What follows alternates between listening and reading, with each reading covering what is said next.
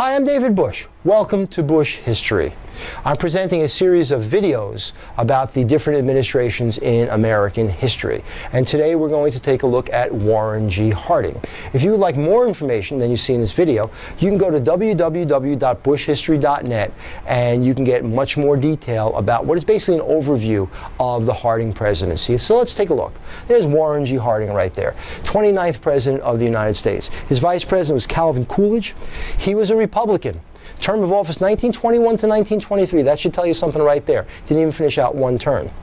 Who came before him and after him? What were their parties? Woodrow Wilson was a Democrat who came before him, and Calvin Coolidge was a Republican who followed him. Any unusual circumstances surrounding his ascent to the presidency? Well, it was really not so much unusual circumstances. It was the desire to return to normalcy. It was looked at that Harding could be controlled by interest in the United States in terms of business, and they wanted someone who was somewhat like McKinley. And they came up with advertising slogans and things like this, and he was part of what was called a front porch campaign, and these were people going out and giving speeches on his behalf.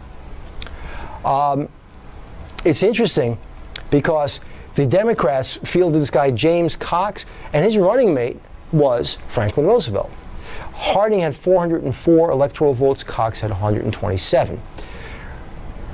Any catchphrases? We have return to normalcy, the Ohio Gang, and Teapot Dome. Teapot Dome was a scandal while he was president. When he left office, choice, defeat, death, assassination, or resignation. Harding had been ill for a while. He died, and he died in office, and he was not assassinated. He had been ill for a while, and he was being told to slow down, and he wouldn't slow down. He was a prolific public speaker, and he continued to tour the Northwest.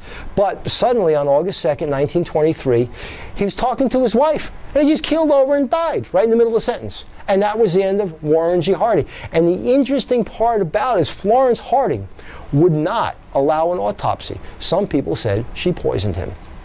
Don't know. Domestic issues and events. We have the Budget and Accounting Act and the General Accounting Office, GAO, and these are all things to get the federal budget under control. The Veterans Bureau, handling affairs from World War I. He cut federal spending by 2/3 from 1921 to 1923. Less federal spending, less social programs. Money's got to be made up someplace. The Revenue Act of 1923 also cut income taxes from a top rate of 73% in 1921 to a top rate of 25% in 1925. Now understand, that top rate is not on your entire income, it's on the last couple of $1,000s that you're paying that much. The Federal Highway Act, we're going to start to build highways in the United States. The Shepherdtown and Maternity Act, and that is for women, specifically pregnant women and children. In 1922, we get the 40 McCumber tariff, and now the tariff goes back to 38.5%. A federal anti-lynching bill, imagine this, defeated by the Senate and the Democrats in the Senate. They don't want a bill against lynching. By the way, in the middle of the 1920s, 1925, I think it is specifically, the KKK was at an estimated 5 million members, believed to be its all-time high. 1923, we have the Teapot Dome scandal, which was the leasing of government oil reserves to private oil concerns. And all this happens, by the way, in 2 years. It was a very busy 2 years for Warren G. Harding.